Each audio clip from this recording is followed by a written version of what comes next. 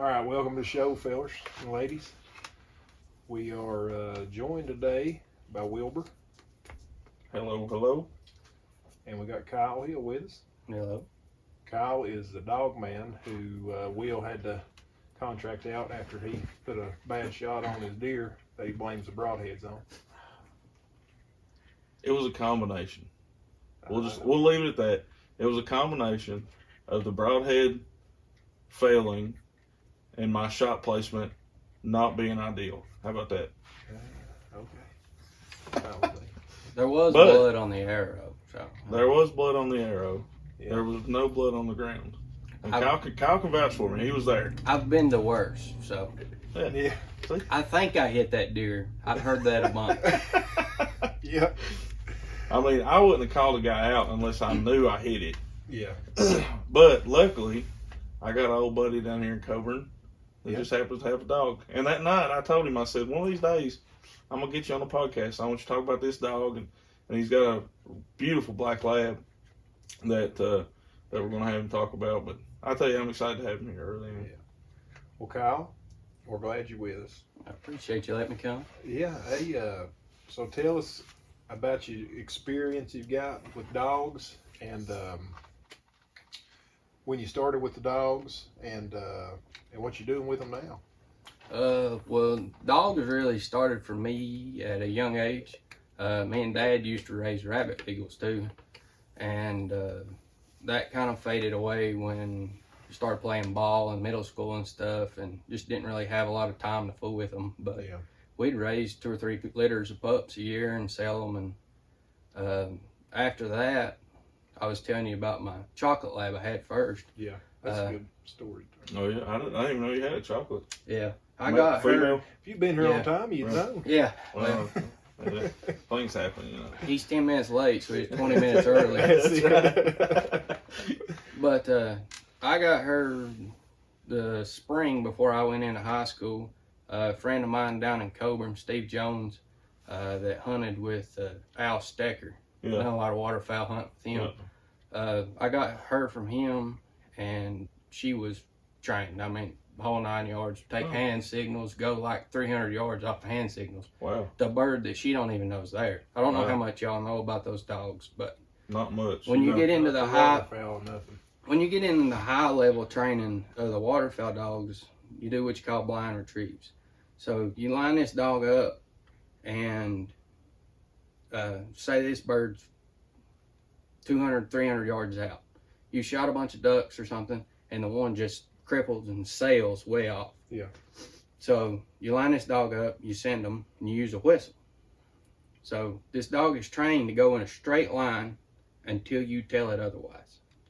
So you give it a back command, and it just keeps going. So you stop, tweet, you hit the whistle. Yeah. And you can either, if the dog needs to go left or right, you give them a left or a right. If they need to go back to the left, you give them a back left or a back right.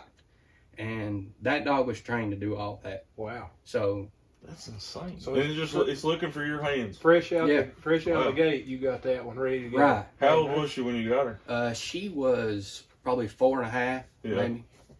And I wish she, I could get Will to do stuff like that. I know. I bet Rachel wishes Go I up, do stuff like that go too. up there. I'll tell him, go up there and find me a tree up there. Or go find me a well, tree. we can talk about that. I mean, we can call her conditioning. So Yeah. Yeah. I think. I bet Rachel really wishes I was collar conditioned. I Yeah. think he does. we'll just leave it at that. Yeah. So you got that dog and it was ready to go. Yeah, I mean, she was ready to go. Was that your first duck hunting dog? Yeah. Okay. I didn't even duck hunt at that point in time. That was the thing about it. I was fixing to ask you that question. No. If you duck hunted before had you never got been her. in my life.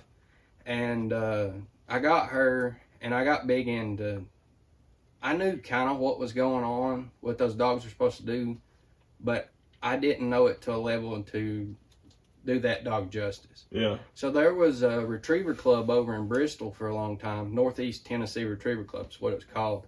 And I was actually the first junior member in that club. And I started going over there a lot. Well, they run these big drive dogs like I was talking about. These dogs will go like 600, 700 yards to pick up a blind retriever.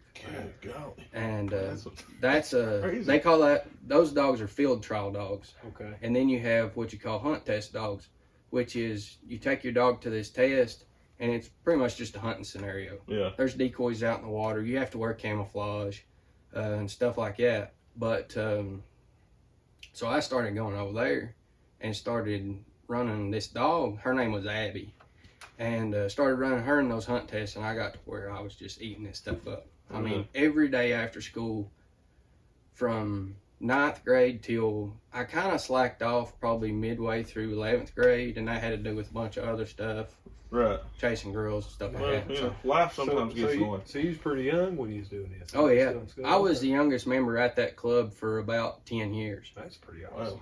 Wow. And Speaking of dogs, I didn't know what that was at first. man, it's hard to say. so I was going over there, and I had a lot of mentors over there. There was a guy in Chilhowie. His name was Eric Rutherford, and I'll talk about him some more later because Okay. he's been very instrumental in me doing all this. And then another guy named Mark Chase from out of Tennessee, and they kind of took me under their wing and told me what I needed to know. Well, it was so I fooled with this dog for, like I was saying, till about 11th grade or so. Yeah. And got doing other things and kind of slacked off on it. And then it had been the November of 2013, she started getting kind of bad off, and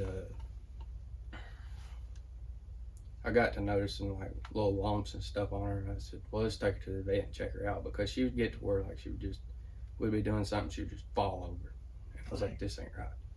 So took her to the vet, and he's like, let's x-ray her. He said, if she's got this on the outside, it probably ain't good on the inside. Yeah. So we x-rayed her, and she just, lungs and everything just eat up with cancer. No kidding. And those dogs are really prone to that. Yeah. And so I was like, well, what do we do? And he was like, well, I can give her this medicine. She might last 2 weeks, 2 days, 2 years. You don't know. Yeah. I don't know. I was like, okay. So she lasted about 2 weeks, and I had to go have her put down. Wow. Well, How old was she? she was, let me think. She would have been 9 in 2 days. Wow. 9 or 10 in 2 days. Wow. So, Is that She was still pretty young, really. Yeah. I guess. yeah. But she had, I mean, this dog had a ton of drive. Yeah. She wasn't a very big dog. Well, you've seen my dog I got now. Mm-hmm. Yeah. She's only about 60 pounds, and she was actually smaller than Timber is. Really? And so it's kind of weird that she obtained all that. But, Right. But so after she died, I was like, I gotta have a dog. Right. And at that point in time, I was coon hunting a lot, and that's kind of why I'd slacked off on the dog training and stuff. Yeah. So I was like, well, I want a coon hound. Well, one of my good friends from high school, they were coon hunting one night. He had a black and tan female, and there was a Walker male there, and they got tied in, and that's how I ended up with Smokey. Just a complete accident. Yeah. Oh, yeah. And That's how the best coon dogs are made. Hey, you think so? Maybe. I don't know. Half that dog play Nukem, probably. He might know. yeah, well, Bear Grease himself. Yeah. But so I got him, and it started piquing my interest again. I want to train this dog. What can I do with this dog? Right. Because both of y'all been around coon hounds. They're not known to be the brightest No. things in the world. Right. No. Bark And and run mostly. I was like, I want to see what I can get this dog to do. So I started him from the time he was about 8 weeks old, seeing what all I could get this dog to do. Yeah. He would heel and walk off leash. I've never seen a hound. We had beagles. Right. Dad always said when their nose hit the ground, their ears went shut. Yeah. So, and hounds are pretty much the same way. Right. But this dog is, I mean, that's the dog I use to track deer with now. Right. And he's a phenomenal dog. And he would retrieve, like the bumpers that I use to train my dogs with, it's just a little plastic cylinder about probably, 10, 14 inches long. Yeah. He would retrieve those. Oh, hey. And he still will. How about that? And I had decided that if all else fails, because I was getting big into duck hunting at this point in time, and I was like, if all else fails, I'm taking this dog duck hunting. I'd like to see what people would say to somebody that shows up at the daggone duck blind with a coon dog. Yeah. They probably wouldn't say nothing after it brought 2 or 3 ducks back. That's exactly right. He could shut them up quick. But it would be funny to see the looks, you know what I'm saying?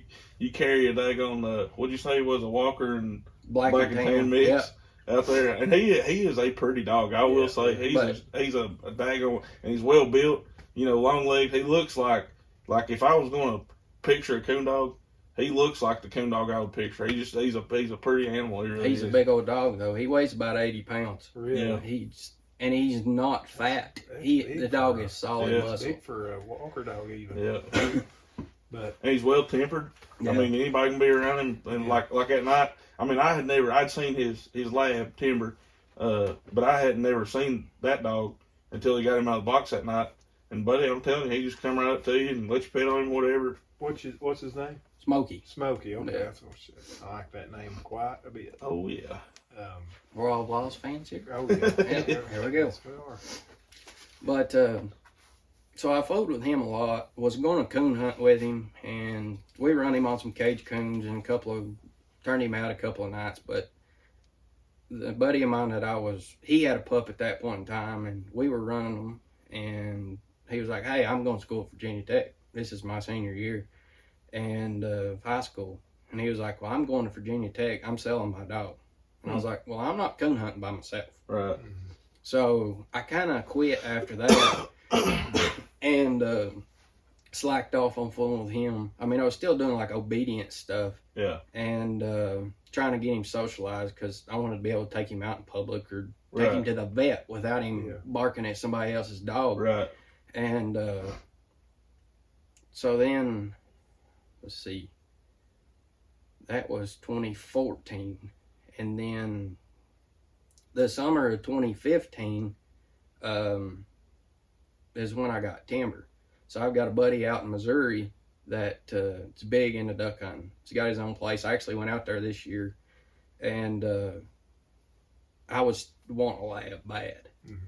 And I was in college at this point in time, and I told my mom and dad, I was like, I want to get this. I want to get a lab because Steve, my buddy, I was like, his dog's fixing to have a litter of pups, and I want one. Mm-hmm. Well, we're not helping you out on it. You're going to have to get the money yourself, because she was not cheap. I mean, It makes it worth it. Yeah. Go big or go home. That's what I did. Yeah. So I was like, well, so I come up with the money and I went and got her. And then right around that same time is when I started the deer tracking stuff. Yeah. And Dad was like, you got this dog just sitting here. Why don't you just do something with him? I was like, well, what do you want me to do? He was like, well, we deer hunt all the time. Why don't we just train him to track deer? Right. And Aaron Beverly was training. He's got a Belgian Malinois that he's got trained to track deer, and she's a beast. Yeah. Was that the dog? Did that dog got hurt on that deer this year? Mm-hmm. But so he had started into that a little bit earlier than I had, the whole tracking stuff, and so I've known Aaron my whole life. Dad's been trading guns with Bruce since he was like 17 years old. Yeah. And so me and him started doing that every evening. Do y'all know where Bruce lives down there in Coburn? Yeah. That big field that the town owns back in behind there. We'd take Aaron side by side down there and hook up a drag and drag it all over that field and then let the dogs track. And we'd done that for probably a year solid. I mean, it was 3 or 4 days a week we were So doing they make like a scent, something in a bottle you put on a rag or something like that, or a deer tail or something? So the biggest name in the tracking stuff is Dog Bone. I don't know if y'all have seen him. Mm-hmm. His training work and stuff, we'll talk about that later, but when it comes to deer tracking, he's the guy. Yeah. When it comes to tracking deer with dogs, he's the guy. Good. And so we were using his stuff, and then I started using him to track deer, just our deer. And my cousin that I hunted with, we'd track his deer and stuff. And then, let's see. Did you ever track a deer that, I guess, in my mind, when you start tracking deer like that, do you start him out tracking like deer that you know where they are, Right. or you know you put a fatal shot on this deer, and you go and you find where the blood trail starts, and you think, well, I've got good blood. Let me go get my dog. Mm-hmm. And it seems like it'd be positive reinforcement to me, Right. To start him that way. Yeah. Yeah. It's kind of similar with coons, I think. Is it similar with training a coon? It's pretty much the same process. You're just using deer scent instead. Right. Right. So we did that for a while, and then I started tracking deer for us, and then I got tied in a couple years ago with a group. What is the name of that group? That nose to the ground? Nose to the ground, that's it. I got tied in with them a few years ago. Somebody told me about it, and they were like, if you're wanting to use this dog a lot, you need to get in touch with these people. Right. So I started doing that, and after that, it just blew up. Yeah. I mean, well, that's how I found out. You had I mean, I knew you had timber, but I guess I just never had asked you about a blood dog. And it seemed like I wounded another deer, probably back on Rage Broadheads again, I would guess. Well, you called me on a bear or something. I don't think Year it's before a that, Rage was it? Broadheads. No, it was a deer again. Oh, was it a deer? But I didn't call you till the next day because I had good blood to start, and then I lost it, and it was like midnight, and I was like, man, I'm not calling him out here. Right. And then the next day, I just kind of grid searched it. I don't think that was I don't think I was a Rage Broadhead either. I know you tracked a deer for Red.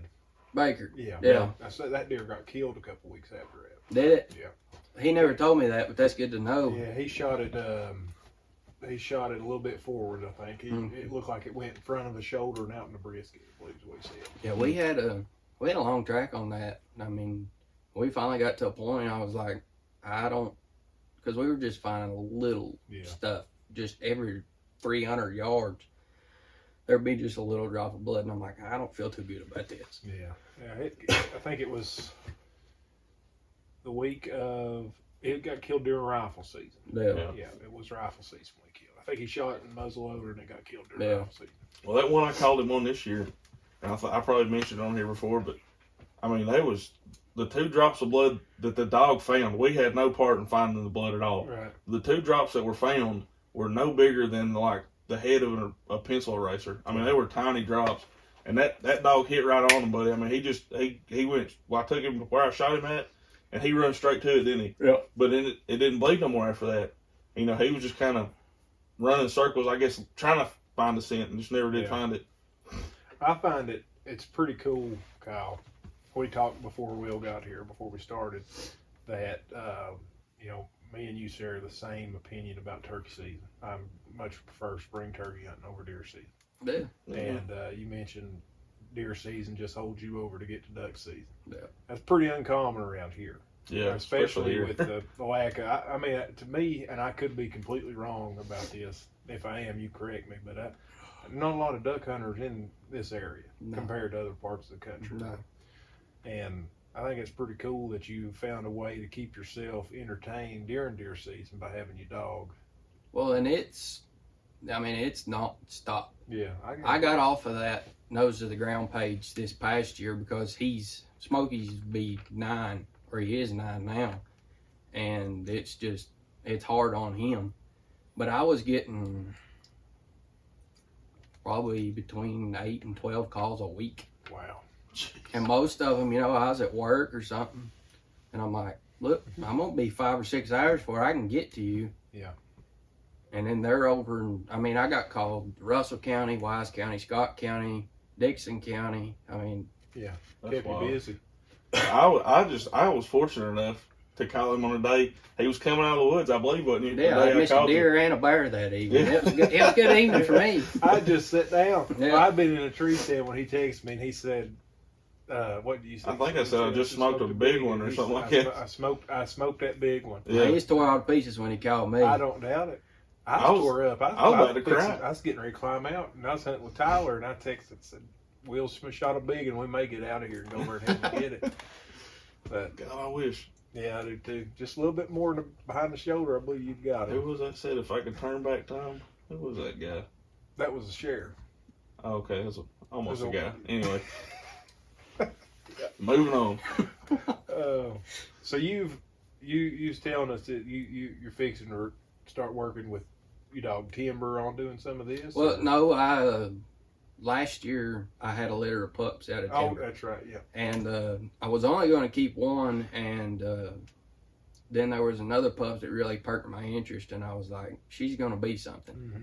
And my wife got hooked on this one. She pretty much saved her life when she was born. Yeah. And she pretty much wrote her off as hers. Whether I said it was okay or not, You got a way of doing it. Yeah. Let's fix this saying. So we That ended sounds up like with a wife. we ended up with two.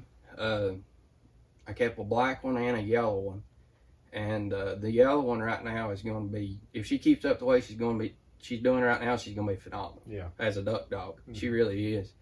And the other one has a nose on her. Lady is her name, and she. I'm going to try to do her like a dual purpose, pretty much. My wife likes to go dove hunting with me and stuff. Okay. And so I'm going to let her take her dove hunting and stuff, and then use her for a deer, probably a shed dog too, because she's got such a good nose on her. And so that's what I'm going to do with those two pups. Cool. I like that idea. But Okay. now, Timber, I'll talk a little bit more about her. She's, like I told you, they say that you only have one good dog in your life, and I hope that's not true, because Yeah. she's, I don't know, she's not the most, that was my practice dog pretty much. Right. There was Smokey and Timber. I learned a lot between Smokey and Timber. And there's a lot of things I did wrong with Timber, but a lot of the stuff that I did wrong just goes out the window with her natural ability. Right. Because some of the stuff she's done is just ridiculous. And as an overall dog, you can ask Will, It's almost incredible. Really. I've seen her retrieve golf balls No she'll kidding. pick up anything. 250 yards away. I'll take her to the barn with me a lot, because I work up at Pete's. Yeah. And I'll leave my cleaning fork that I use to clean stalls out with on the other side of the barn. Well, I just line her up, like I was telling you, back. She gets to the cleaning fork there, I'll just stop her and tell her to fetch. She'll pick that fork up and bring it back to me. No kidding. It's insane. That's pretty awesome. They put her on the golf balls. That's what really like amazed me. We're out there hitting golf balls in the driveway, just out in the pasture field, right? And he put her on that golf ball, and she looked at it, and then one of us hit it. It might have been Pete or me, I can't remember, but he give her some command, and though she took off like she shot out of a gun, straight out in the middle of that field, around a circle, picked it up, right back, and I was like, holy mackerel. She watched that ball all the way out, and then just sat there waiting on him to tell her to go get it, and then run out there and grab it. That's impressive. Yeah, See, that's, I'd like to see that in action on, like where you talk about duck hunting. Yeah. I mean, I've never duck hunted, but I think I'd enjoy watching dogs work do that. I think it'd be pretty fun to do. Yeah. For me, and I don't know, I've never duck hunted either, or goose hunted, none of that. But just for my love of pet dogs, I feel like that would be one of my favorite parts, is watching the dog work. Because, I mean, that night you brought Smokey over, I mean, it was amazing to me just watching him work. And he never really even, I mean, he was picking up deer trails and stuff, Yeah. but he never really even got on the track that hard. But just seeing him hone in on that one spot of blood, I mean, I just, like, I don't know, it amazed me. And I'm like you, I think watching that dog work ducks, especially like a wounded duck, it gets over in the brush or something like that, and they go in and get it. That's pretty impressive stuff. Now do you have to use a whistle during like with duck, or do you just use your voice commands? No, I carry my whistle with me Okay. at all times. I got Yeah. you. All right, that's interesting. How they know I mean, it just speaks to the training the dogs have. Yeah. Well, and you teach them at a young age. Like what you do is you teach them to sit. Yeah. Well, as they get better on the sit command, you get your whistle, and you say sit, tweet, sit, tweet, and you'll do that for weeks. Yeah. And then all of a sudden you go tweet, and the dog sits. Like the yellow dog I was talking about that I've got now, they're 10 months old now. Yeah. And she can be halfway to going to retrieve a bumper, and I can stop her. Tweet. She'll stop. She stops and sits and turn around and look at me and wait for me to tell her what to do. It's crazy. Yeah. I can't. Coming from a guy that's only had pet dogs that are, Yeah. for lack of a better word, kind of dumb. Well, they're not dumb. Maci's sweet. She's untrained. Okay. Maci's a good dog. She is a good dog. She just, God almighty, man, I'm telling you. I like to beat her with a cane switch all the time, but What's Maci's problem? she stays cooped up in the house all the time, and she gets bored, and she, you know. But I've seen her. She wants you to throw something for her all the time. Oh yeah, she'll bring it back. Okay. But that's when it comes to training these dogs. That's what you use against them. Yeah. You know what I mean? Right. That is your leverage against that dog. Right. Because a lot of these higher end trainers, these retriever trainers, they do. One guy in particular that I follow a lot, and a lot of my training has to do with the way he does stuff. His name's Bill Hillman. He's out of Texas, and he develops with his dogs what you call an on-off switch. So with like a collar or like no, just that bumper. Really? So what you do is you get this dog so focused on that bumper, you know, and you tell them to sit, or I mean any command you want to give them, and it is immediate. It is, I mean, it's almost like they don't even think about it. It's bam, I do it right now. Right. Because he's holding that bumper. Right, and it kind of chills them out. The more you get into this, and we don't have to get into the whole thing of it, but the more you get into the way he's designed that, it's pretty incredible, because you can go from a dog that is 1,000 miles an hour. Yeah. And when I tell him to sit, it's just. Really? Yeah. See, that's the one thing I've had trouble at her is her attention span. It's all, even when she was a pup and I was trying to fool with her a little bit, her attention span just wasn't there. Right. And I kind of, because I was going to train her, I think I told you the other day, I was going to work with her and see if I could get her to find some sheds. Right. But she just, I never could keep her attention long enough. And plus, I mean, we were living in a one-bedroom apartment and just didn't have the room or the area to go out and really work. But well, and the obedience is key with anything you do with a dog. If you do not have control over that dog, you're not going to teach them to do anything. Right. Yeah, she minds pretty good, but I mean, she's also a big baby. That is the problem we had with Peyton when she was younger. She was very obedient for me, always. Never gave me a problem. But anytime I was gone, I'd go to deer camp or something. Yeah. She would not behave for my life. Right. She was actually, I mean, I don't know what the word. She was spiteful, maybe a little bit. I don't know, spiteful, but I would often get calls that I needed to return home because Peyton ran off or something. Like she would never do that with just me there. But even today, she's the same way. She's very obedient to me. She doesn't have the energy anymore to be disobedient to my wife, but I can still, you know, when she's supposed to sit and lay down, she sits and lays down, and that helps. I think we talked the other day. I never really trained her hard on finding sheds. I just let her know if she found one, it was going to be there was a reward for it. Right. And then when we used to live down the road a little piece, and I had quite a few deer on my place, and she would find them and bring them by herself while we was going to work. She'd bring them into the garage and drop them in. Looking for a treat. Yeah, but I think. But do you think that has a lot to do? I'm sure it's like people. There's probably different personalities with dogs. Oh yeah, definitely. Okay. I've seen dogs that just. I mean, most labs aren't ill, but I've seen labs before that. If you turn your back on them, they're going to bite you. Yeah. And you can train dogs like that, but it's hard, you know?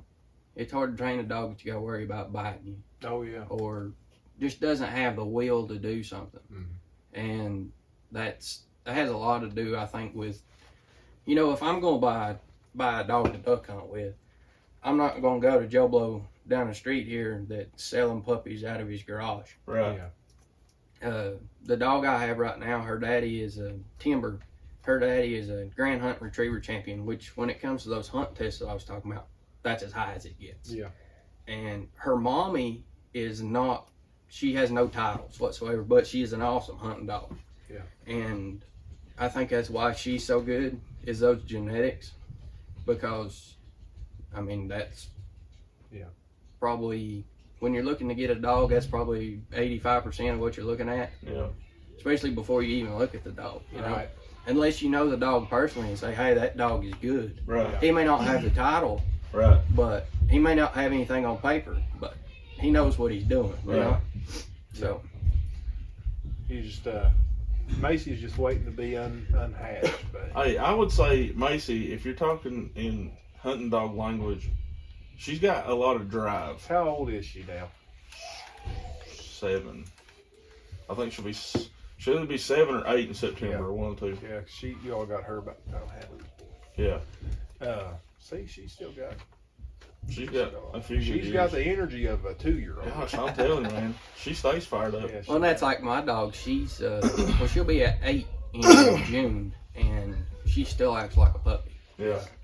Everybody asks me all the time, how long did it take before she started calming down? I'm like, about 6. Yeah. Yeah. And then she's still, I mean, in the mornings when we get ready to go duck hunting, that dog is on crack. Really? Oh, yeah. Bouncing around like It's crazy. exciting. If she, there was one trip we made this year, she rode in, I took my wife's car because it was cold and I didn't want her riding in the dog box in the Right. back. And I was like, I'll just take her car.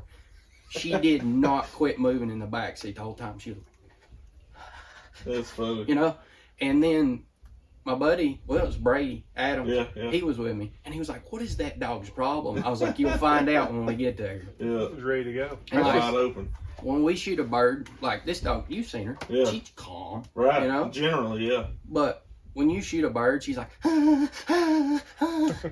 and then Crazy. as soon as you send her, when she comes back, that's that switch I was telling you about. When Right. she comes back, she's just calm, Huh. She's cool, had her collective, fix. you know. Right. And if That's just her. That's her thing. She's, I guess. It's kind of like me. I'm like that when I'm going turkey hunting. Yeah. I'm like that in the truck the whole way too. Yeah, I've seen it. Yeah. Not just turkey hunting. You did it all the way to Ohio this year. Oh yeah, I was pretty excited about that. Yeah. But then, like on the way home, she's like, she lays in the back seat and goes to sleep. Right. Listen, I picked up 15 birds and it's 25 degrees outside. I'm taking a nap. Right. That's right. And I don't blame her, I would she's, I don't know, it's something about it. Mhm. And the way that I swear that dog loves it more than I do. Yeah. I like I was telling you, I love it because of the dog. That's why I go 90% I of the think time. you've got a passion for the dogs. And Yeah. I mean, Well, now, and this is just proof of how much I like fooling with this dog. Year before last, I guess it was, we got on that lease, Yeah. and it's full of rabbits. Really. I mean, full of rabbits. And I couldn't find nobody that had a rabbit beagle that wanted to go. they're hard to find right now. And Really? Yeah, they're hard to find people that rabbit hunt. I only know one fella, Big Stone. But and I was like, well, let's try something. So I took her up there. The second time we went, she jumped 15 rabbits.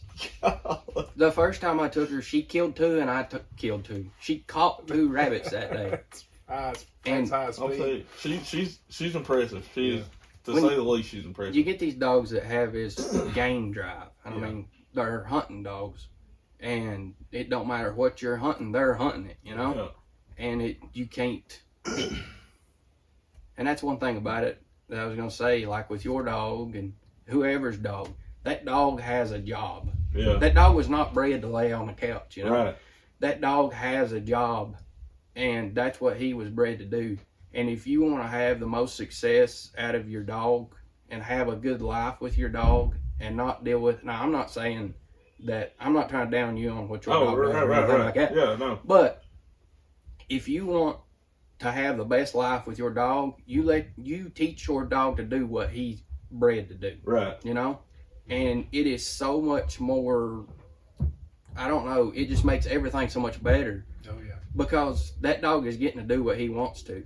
And you're not coming home and he's teared the sheets off of the bed and Right. tore the Yeah. curtains off of the wall and everything else and chewed a hole through the door. Yeah. A lot of that stops when you give that dog something to do. Yeah. Yeah. Because that's why he's doing that, because he's bored. Yeah. I've got a buddy that's got a where I can't say it. Where Weimaraner. Wow. Weimaraner, Yeah. and it's a puppy. Yeah. And And see, a lot of people don't realize like dogs like that are, you know, they're bred to bird hunt. They're Yeah. they're pointing dogs. Yeah. That's like thing's that's terrible. That's like a poodle. Right. A poodle was bred to retrieve birds. Really? I didn't read know that. Yeah, I'd read that not too Huh. awful long ago about that. Wow. And everybody thinks, oh, well, you know, that beautiful French poodle, Yeah. you know, oh, he's walking down the runway with somebody at the. That thing was picking Yeah. up game birds. Yeah. And Yeah. That dog was not bred to walk down that runway. Right. He was bred to swim through that pond over there. Yeah. That is one thing I can say about Peyton is she they're very fond of the water. Oh, yeah. And even right now, which I don't let her go at because I'm afraid she'll get out there and her hip go out. She won't be able to get back. But when we go out now, she finds water. She's in it. Oh, yeah. She wants to be in them ponds and swimming. That being, we never duck hunted. I never took her duck hunting or anything, but she always did really good with the deer. Even if she didn't find a deer, she was out there and had a good time looking for them. I wish I had I wish I could go back with her about 7 years ago. Yeah. And it's like that with all of them. I mean, they don't live long enough, you know, because that's like the first lab I had. I wasn't even duck hunting that. I never got to duck hunt that dog. Yeah, really. And the only thing I did was those competitions, and I shot a few doves with her, but that was it. And I'm like, but then the thing about it is, it's the stories behind the dog. Yeah. Because that buddy of mine that had her, he's got some tremendous stories about that dog. We actually went the other day. He bought one of the pups off of me that I had. Oh, really? And because both his girls are out of school and out of ball and everything, and he was like, I want to get back into it. Yeah. And me and him have been training a lot here lately. And he was telling me a story the other day. They were hunting, I think it was on a new river somewhere. And they shot a goose, and it landed up on the bank, and they thought it was dead. And it got up and started walking off. We got in the river. Well, the river was up. And I don't know if y'all have ever been around the new river, but when it's moving, it's cooking. Yeah.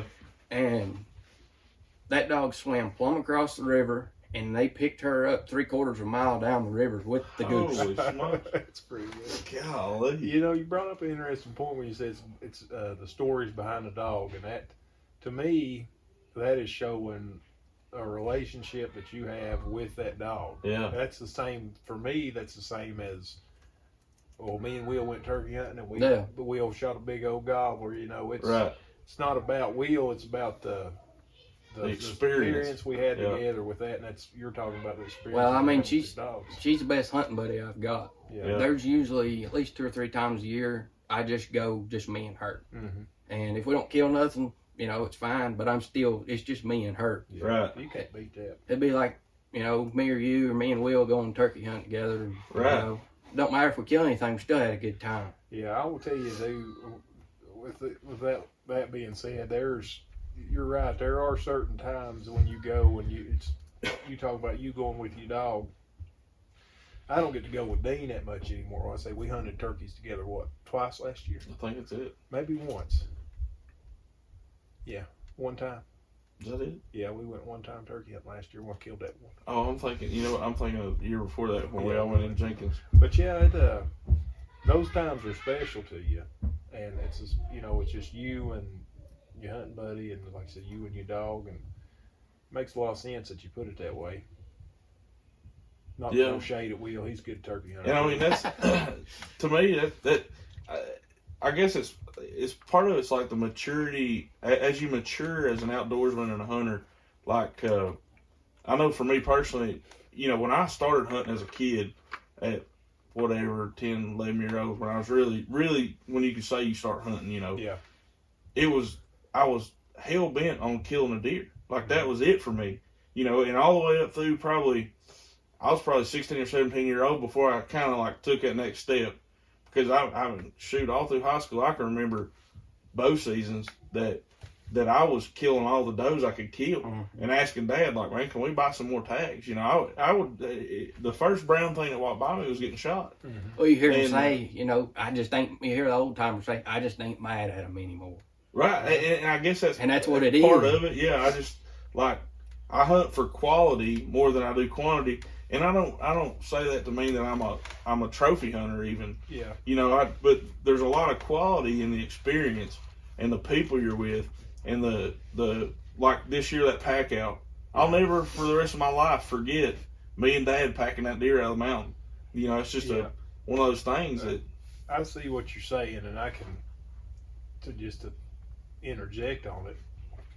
To me, and I feel the same way, and I felt this way last year. I can't remember how many turkeys I've killed and then said, dang it, he's only got a 9-inch beard, or dang it, he ain't got 1.5 inch spurs, and dang it, I wish I'd shot the other one, or But now I can honestly say, if me and you was turkey hunting, and it was a good morning, and we was in there having a good time, and a bird pitched down in the road, it had a 6-inch beard, I don't care. I mean, if we can kill that bird, to me, that Right. is, it's about the story more than it is about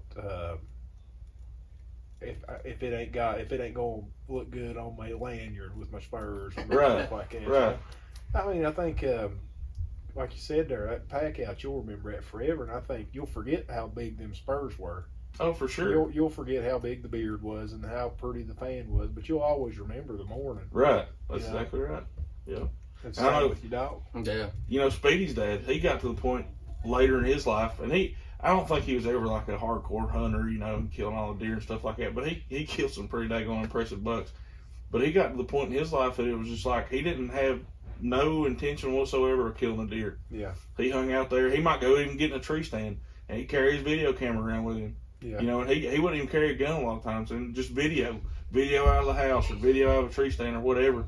And we would get there, and he would show us all these big bucks. And I've seen times that Speed's like, Daddy, what in the heck were you thinking? Why didn't you kill that deer? He might never walk by here again. He's like, I want one of you boys to kill it, you know. Yeah. And that, to me, that's what it's all about. Yeah. Really, I mean, when you boil it down to why we do what we do it for the fulfillment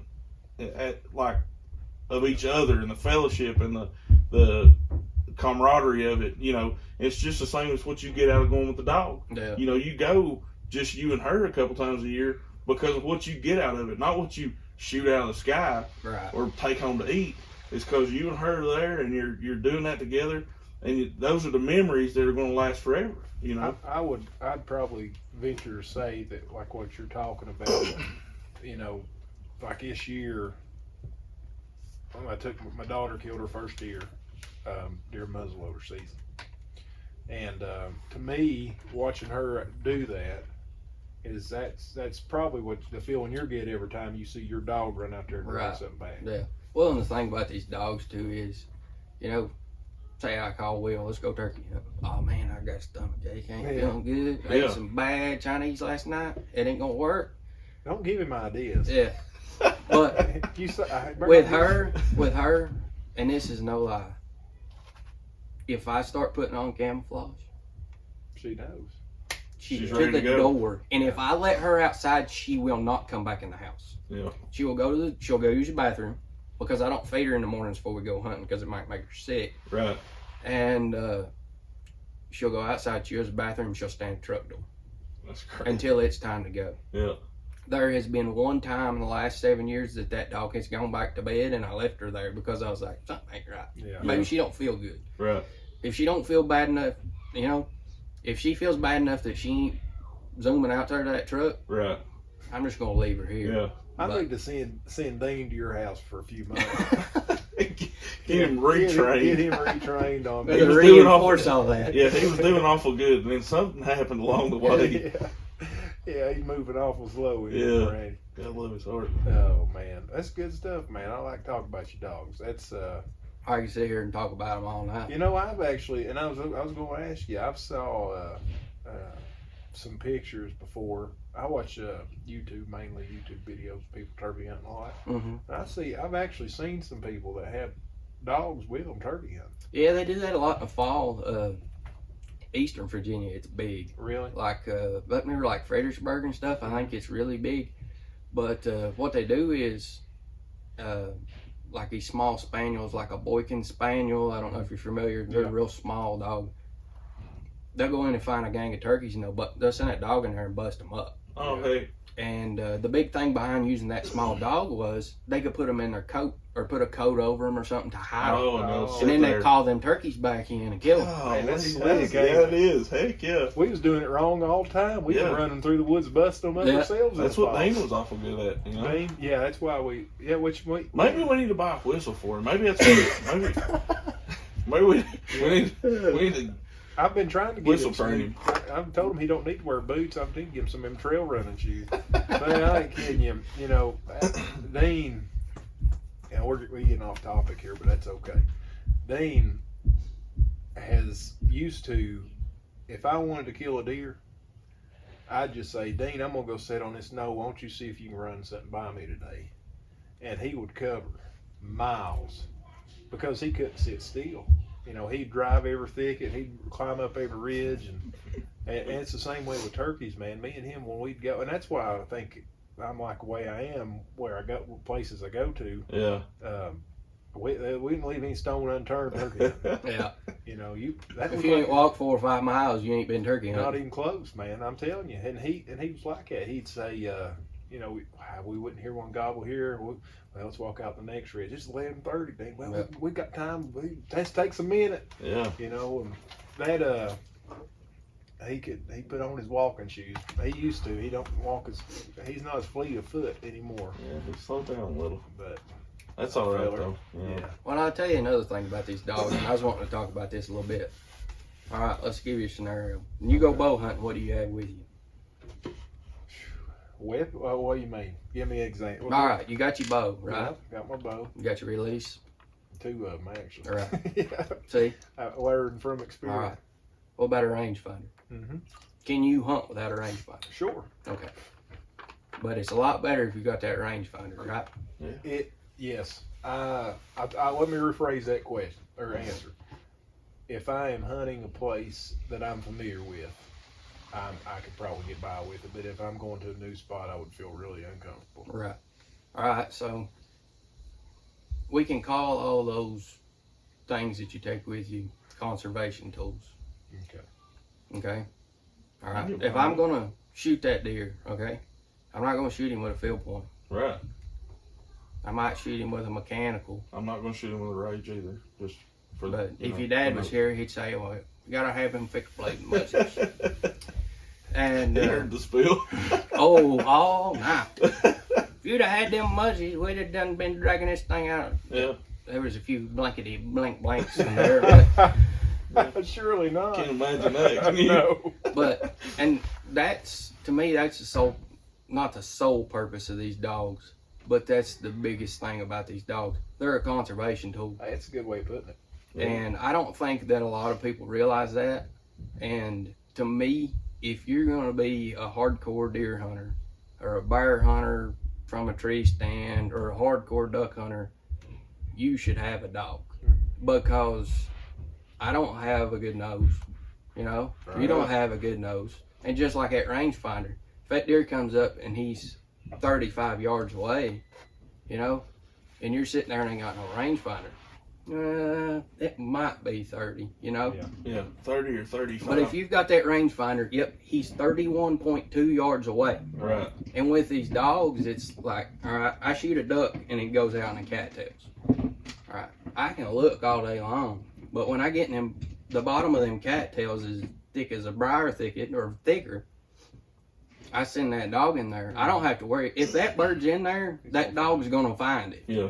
And that's the biggest thing I think with the dogs. That was the whole purpose behind breeding dogs to begin with. Right. You know? Use them for tools, essentially. Right. Yeah. I like how you conservation tool. That's good. I do like Sort of that. coin that phrase, man. Well, I heard it from somebody else. I don't remember which podcast it was now, but Yeah. I heard it from them, and I was like, I really like that because I mean that's what they are. Yeah, That's pretty sharp. that is.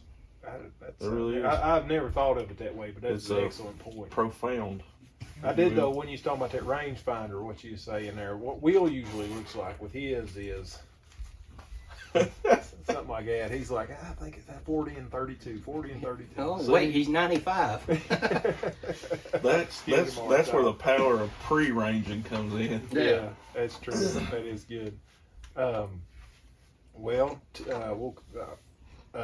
We'll kind of start wrapping it up. But Kyle, what I wanted you to tell us about, because you absolutely wore them out last year, was me and Will didn't do too good. I killed one toward the end of the season, and that's because, and I will say, he did tell me if I wanted to kill a turkey that I was going to have to go with him, and I went with Dean. But the bad part was I was calling it in for him. If he'd been awake, I'd think he'd probably done a little better. Mhm. But you tagged out in Virginia, I did. and then you tell us about, now this is what I want you to tell us about. You ended up pretty far up north in Vermont. Yeah, I did. So tell us how it came about, and tell us about the trip up there before we wrap it up. So me and a friend of mine were out in Missouri in 2019 in the spring snow goose hunting. They have a, are y'all familiar with the spring snow goose season? No. Mhm. I'll just tell you about that for a minute because that's another good conservation thing. So these snow geese are just out of control with their population now. Really? Because they have so much, they're so adapt to different food sources. Yeah. That they can pretty much just eat anything. Huh.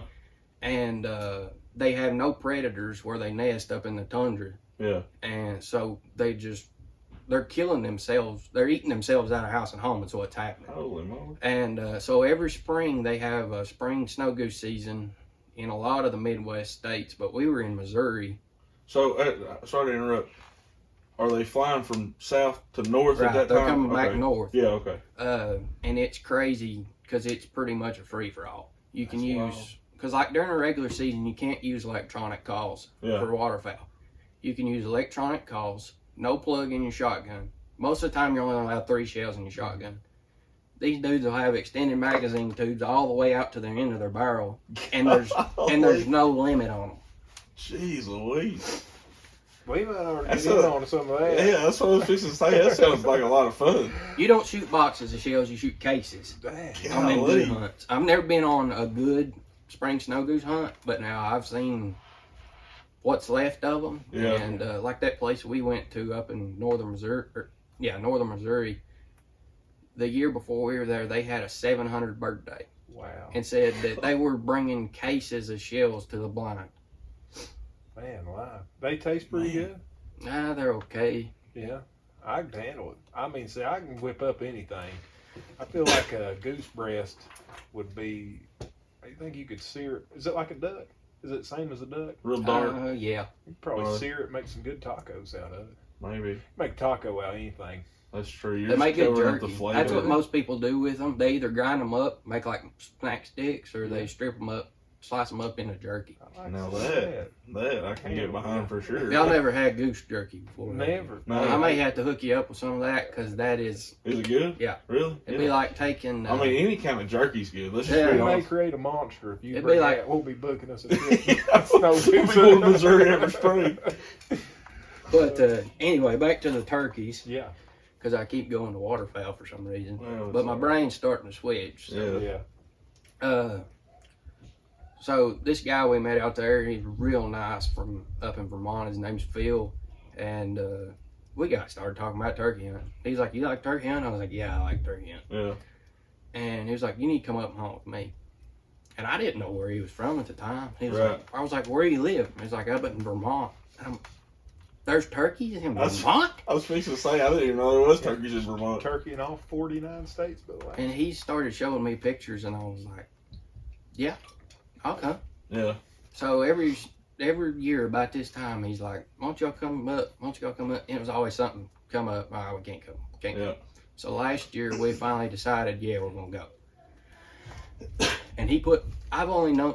I mean, we'd only known this man. We stayed on that hunt for 3 days. Yeah. Only known him for 3 days. He's like, "You can come stay at my house," and I'm like, "What?" "Yeah, come stay at my house. I'll feed you." He was like, "We'll ride in my truck the whole time you're there." Wow. So I go, "Okay." So we went up there and we stayed with him. His wife cooked for us every night. Wow. And Daggone. but the turkey population up there is just ridiculous. Yeah. There's turkeys everywhere. We ended up killing 3 gobblers, and but it's tough.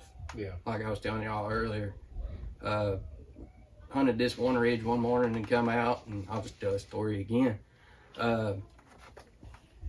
And come out in the big bottom, there was a big hay field, and there was some jakes down there in the bottom. And this guy I was hunting with, we'd split up. The guy that was our buddy that let us come, he was with my other buddy, and then I was with one of his friends. And we come out to the edge of that bottom that morning, coming out, and there was about 8 or 10 jakes in the bottom of that bottom. And he said, "Well, we got to stay in the edge here." And they're about 800 yards away. And I'm like, "You've lost your mind. 800 yards away, them turkeys don't even care that we're in the world." Yeah.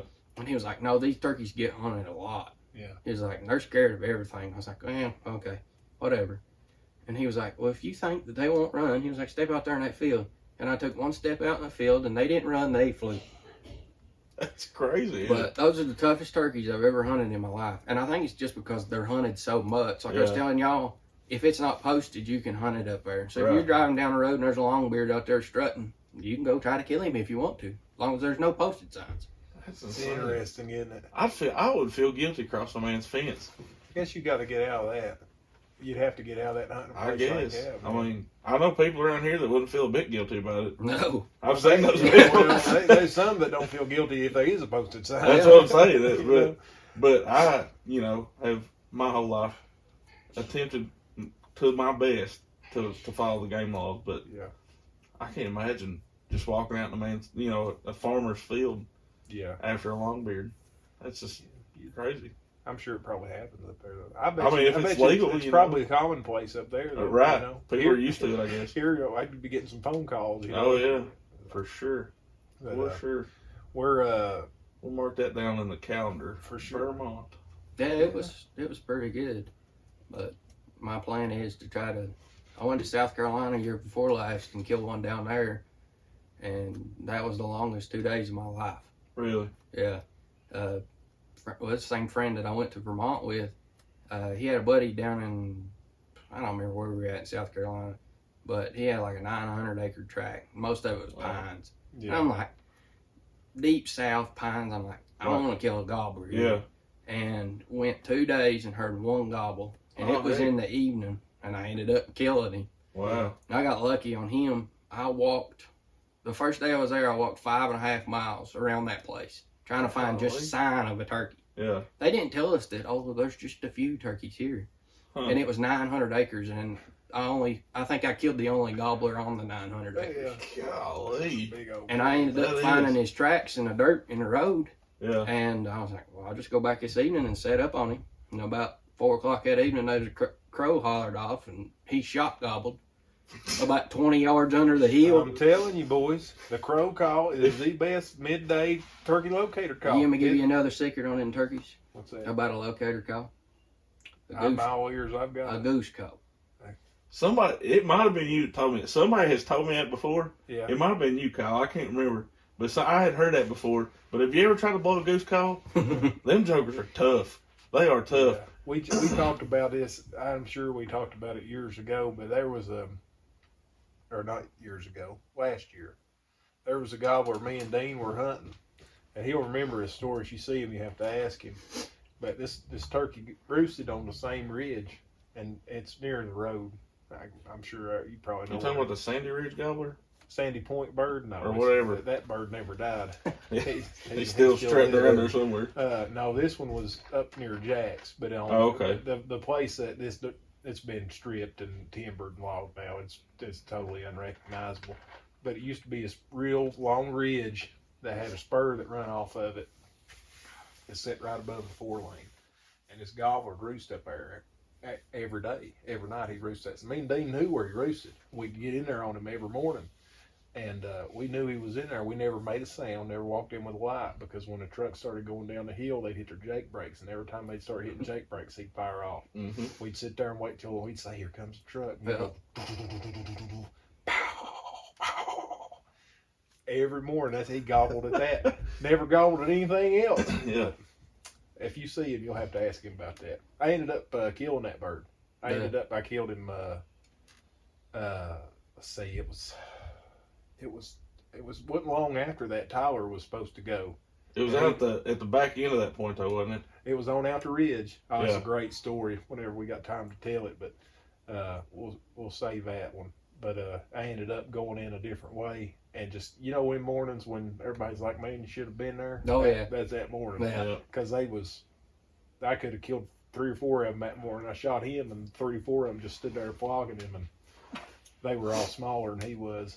Which they say shoot the strutter a lot, but this turkey wasn't strutting, and he was the biggest one. The strutting turkey looked about like a jake. I don't care if he come in strutting or not. I'm going to knock his head off. Yeah. But that was man. You talk about there's that one turkey me and Will doubled up. That was pretty good to get on video. But if I'd have been able to run a camera on this one, they'd have been awesome. Because I mean, they come in pretty as a picture, and it was. right as the sun was peeking up over the ridge, and here they come walking down the road. Every one of them was just. I love it. That's awesome sight seeing. Those double ups are fun. Oh yeah, I had my first one last year with my wife. No, yeah, I remember him posting it. I was there every time I'd turn on the social media, I'd see Kyle busting a turkey. Listen, it was a rough first 2 weeks, but now after that, it was on fire. But no, she didn't grow up in a hunting family. Yeah. And I told her, I said, if you're gonna be with me, you either love it or stay at the house. Yeah. And I hope she doesn't listen to this, but that's all right. I'm gonna tell this story just because she'll kill me, but I'm gonna tell it anyway. So her family owns a big tract of land down in Scott County, and the guy in behind them, there's a big timber ridge on top, and it's the best place I've ever turkey hunted in my life. I heard 11 gobblers on that one ridge one morning last year. Man, I remember days like that. I've been trying to get her turkey for the last 2 years, and just because I wanted her to experience before she said that she didn't want to do it. Yeah. I said, I want you to try it at least once before you say, no, I don't like it. Yeah, how do you know you don't like it? And I said, I want you to start on turkey because it's a bird, you know. Yeah. A lot of people don't have a lot of sentimental value with a bird. If she was to shoot a deer, you know, there's this furry little They're thing. cute, yeah. Yeah. Turkeys with a bear. Turkeys aren't cute. Same with a bear. Rachel says turkey's the ugliest animal she's ever seen. Yeah. They do have ugly heads. Got slapped on the old ugly stick. Yeah. But so we were up there, and this was towards the later season when you could hunt in the evenings. And her family was working cows about lunchtime, and we went in that morning and didn't do no good. And I said, let's go help them work cows. I said, and then we might come back this evening if we get done in time. Well, lucky for us, one of the cows busted the head gate, and they had stopped and was going to put in them post, this, that, and the other. I said, let's go back up there. Yeah. So we went up and edge this hayfield, and I set Jake decoy out there, and got ready to sit down. She said, I gotta use the bathroom. What? I gotta use the bathroom. Yeah. Like, okay. So I haven't touched a call. Yeah. I haven't put a call in my mouth. I haven't got one out of my vest, nothing. And about she's over there doing her business. By the 300 yards down the hill.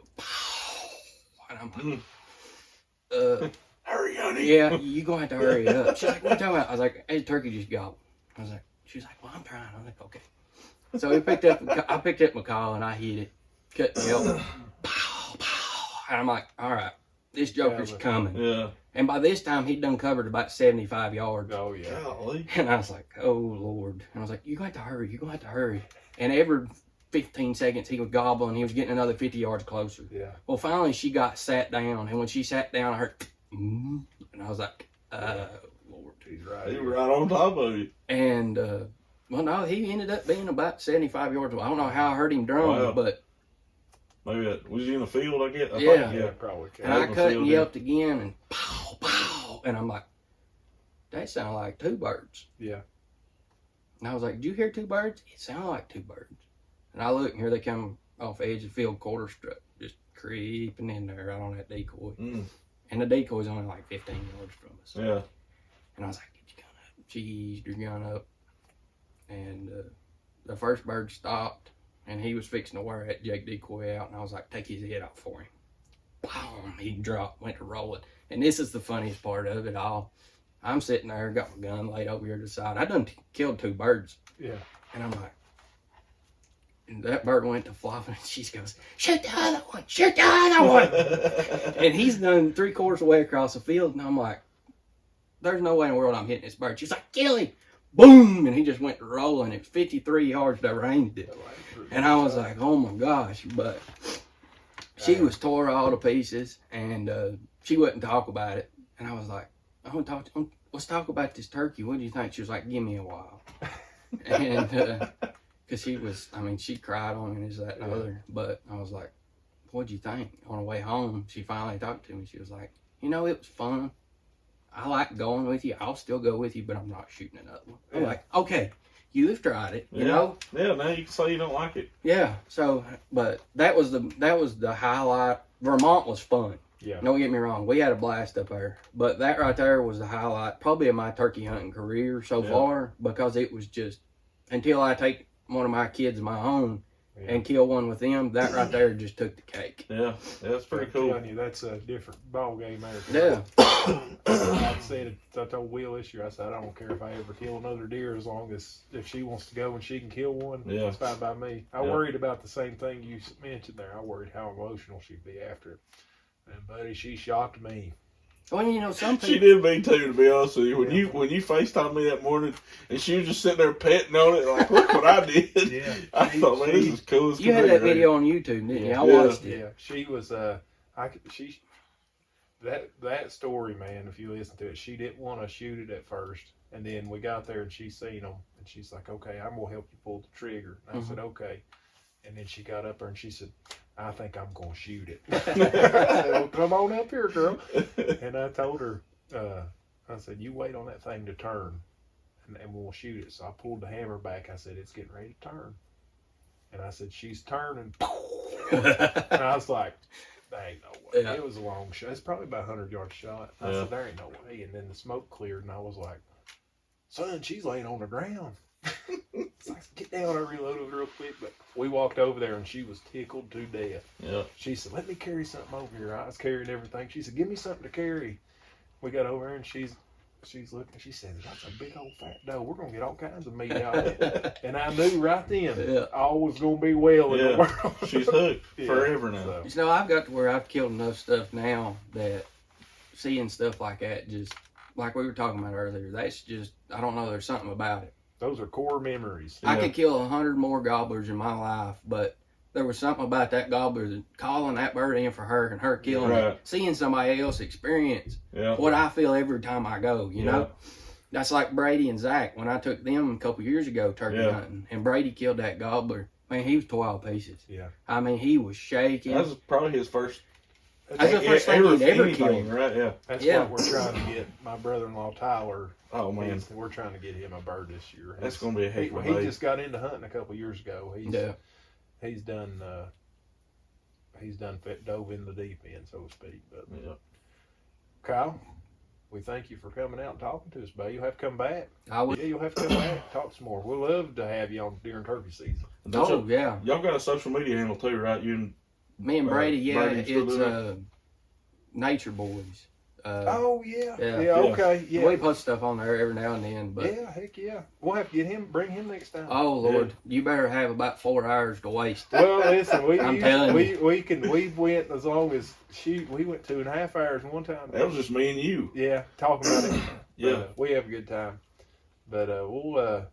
Well, yeah, go give them a follow on Instagram. Yeah, tell them where. Kyle, tell them about your page and where they can find you at. Oh, it's we're on Facebook and Instagram. It's I think it's just listed as Nature Boys, but we started that a few years ago, just putting stuff on there, sharing our adventures and this, that, and other, and so. All right. Everything from fishing to duck hunting and turkey hunting, deer hunting. I mean, a little bit of everything on there. My dogs are on there every now and then. You'll see pictures of them. Yep. So. Well, good deal. You've really sparked my curiosity on all this you talked about tonight, and I'm studying on it. I wouldn't care to come back one day and break everything down. That'd be good. There's when it comes to training, I mean, there's 1,000 different ways you can go. Mm-hmm. I'm working on them. A lot of them are wrong and a lot of them are right. Been trying to train him for a long time. Yeah. He's starting. I'm breaking him in. If you listen to the last podcast when he said, "I've just started to get used to where me and you walked." So, it's working. But anybody that's interested in that tracking stuff, I highly suggest he's on Instagram, TikTok, Facebook, Dogbone. I mean, if you're going to say, I'm going to do this, I'm going to train me a tracking dog, in my opinion, that is the best place to go to, because on YouTube, he has got hundreds, if not thousands of videos on everything from basic obedience to high-level tracking. So I'm going to go give him a follow myself. Yeah. There you go. But he has his own line of stuff. I mean, shed, dummies, like foam sheds. Yeah. So. I'll have to check him out for sure. Scents and everything else. So. Hey, just to clean something up from last week, we talked about Derek Comer's turkey calls, and he's got some coyote howlers. We didn't mention you can pick those up at Beverly's Pond Gun Shop in Coburn. just give him a holler and go down there and pick some up. They're sounding good. I'm becoming a big fan of the 001. That's definitely so far my favorite turkey call. And I'll tell you, if you coyote hunt and you've never used a mouth call, I would highly suggest that, because I can, and I, just in a short time, I figured out how to bark and howl, and I had no joke. I walked out on mom and dad's carport and was just fooling with it, right? And kind of got to where I felt like I sounded all right. Next thing I know, on top of the ridge, a coyote cuts out howling back to me. Yeah. And we howled back and forth for probably 30 minutes. Yeah. And I mean, it shocked me a little bit, but he's doing a daggone good job. Yeah. He sure is. I'm impressed with him. So give Aaron a call, and we're going to do a giveaway on Instagram. We'll post about that on the page, but thanks for listening. Y'all got anything else? I think that'll do it. Kyle, thanks for coming. Thank y'all for having me. And y'all go give him a follow on Instagram and Facebook and all that. Till next time. See you guys later.